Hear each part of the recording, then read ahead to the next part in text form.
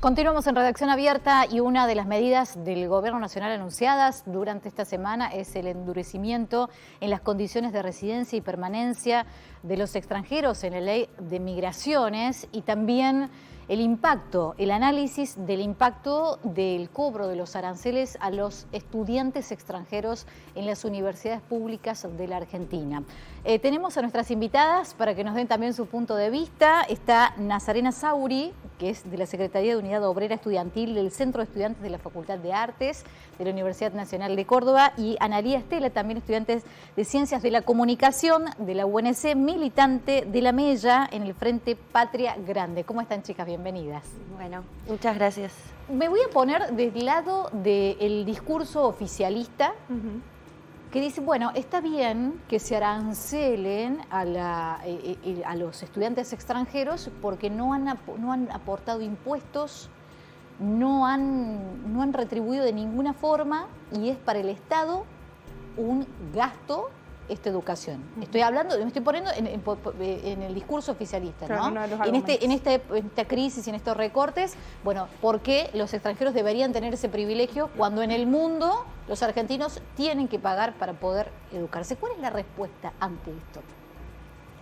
Para mí, inicialmente, no creo que sea un argumento tanto económico, sino más bien ideológico. Sí creo que es erróneo pensar que quienes vienen de afuera, quienes vienen del exterior, viven en una burbuja aislada del sistema en el cual estamos todos insertos, que sí aportan, que sí hacen sus consumos, que trabajan. De hecho, la mayor cantidad de personas que vienen de afuera aportan, trabajan también, van al súper, aportan también con los impuestos. O sea, digo, son personas que aportan, pero a su vez de la base sí creo que es algo más bien ideológico y no tanto económico. Me parece que hasta hay una base más bien xenófoba. Creo que la idea es poder romper un movimiento estudiantil organizado que viene, porque el foco estuvo en las universidades este año, se corre el foco también del presupuesto universitario, que es hoy el problema y que es una expectativa que tenemos para el 2025, cuál va a ser el presupuesto, que es lo que necesitamos para la calidad educativa. Entonces me parece que la cuestión es poder fragmentar el movimiento estudiantil y poner en el foco a un sector que ha sido vulnerado históricamente, como lo son extranjeros. Entonces creo que tiene una base xenófoba y más bien ideológica que económica.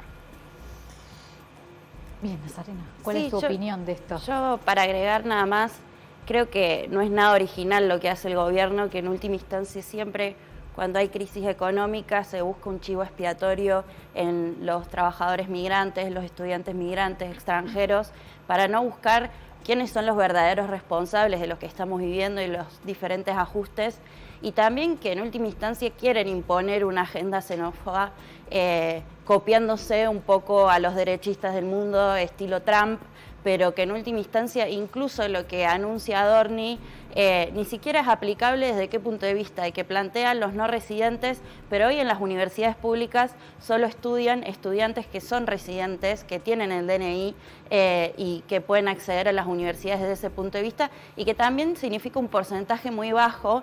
Entonces en última instancia no es un problema de recursos, sino de desviar el foco, porque ellos vienen de un ataque muy brutal, de un ajuste muy grande a las universidades públicas, y para no hacerse responsables de su política económica en torno a las universidades, quieren buscar responsables en otro lugar. Cuando hablamos de este porcentaje bajo y que no tendría un impacto económico, la propia universidad ha hablado que es un poquitito más del 1% y chirolas, ¿no? Lo que representa el estudiante extranjero en la Universidad Nacional de Córdoba. El vocero presidencial hablaba de un porcentaje mayor, por ejemplo, y citaba el caso de medicina. Es como que el foco también está puesto en la UBA. El gobierno está apuntando directamente ahí porque en otras casas de altos estudios del país no sucede esto.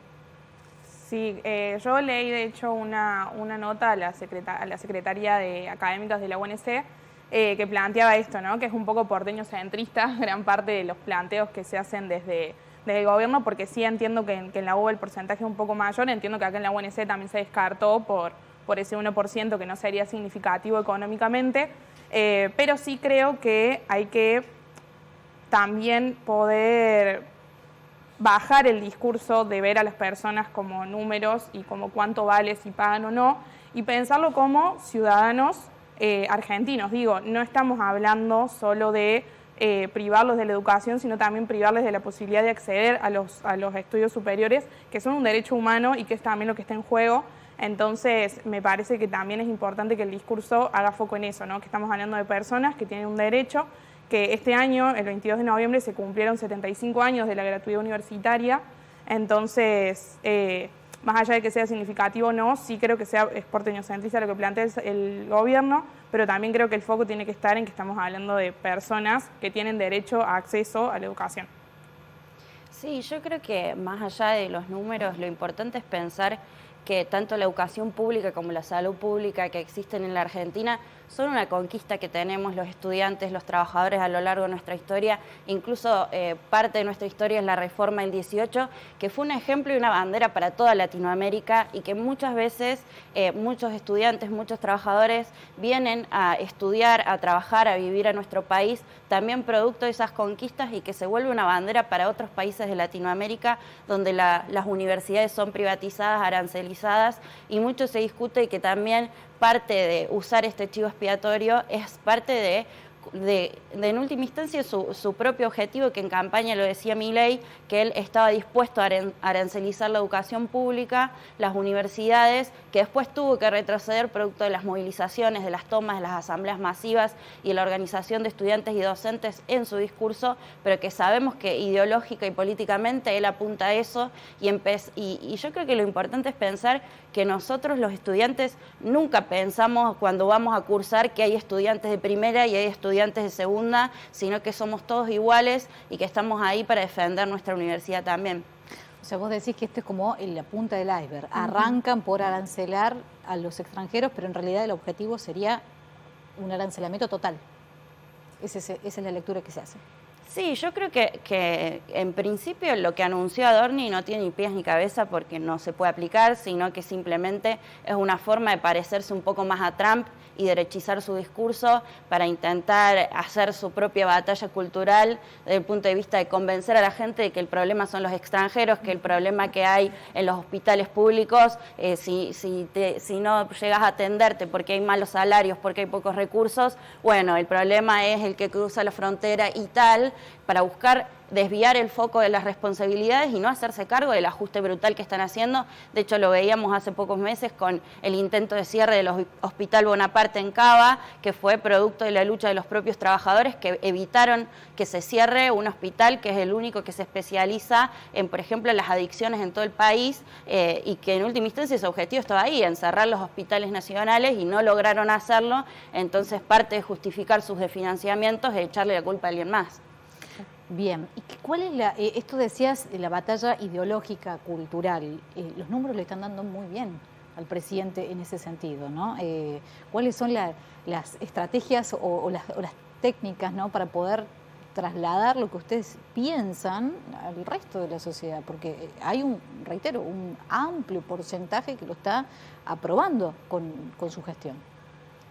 Creo que es algo que como militante del campo nacional y popular pensamos todos los días, porque bueno, creo que en las condiciones materiales de vida la gente está viendo un impacto directo en su bolsillo, como así también en otros sectores, como lo es la educación, como lo es la salud pública, producto de estos recortes. Creo que sí, el gobierno está haciendo un buen trabajo, como decía ella, de poder correr el foco de quién tiene la culpa de que las cosas estén como están.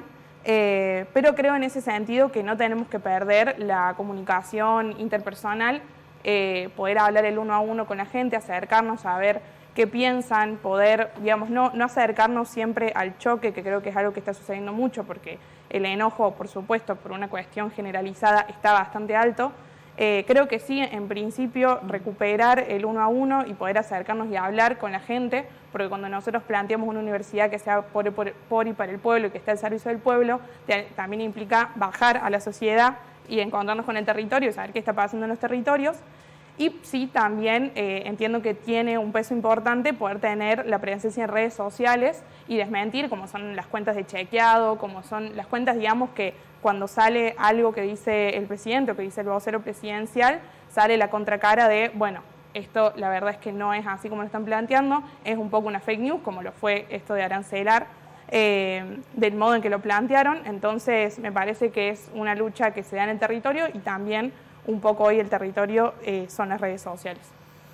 Muchísimas gracias, chicas, por estar acá con nosotros. Gracias. Vamos a seguir también, por supuesto, con todo el tema universitario y el presupuesto universitario ya para el 2025. Nos vamos a una pausa. En el próximo bloque vamos a hablar del cambio climático, el calor extremo y cuáles son las medidas que podemos tomar los usuarios para poder protegernos de los calores extremos. Pausa, ya venimos.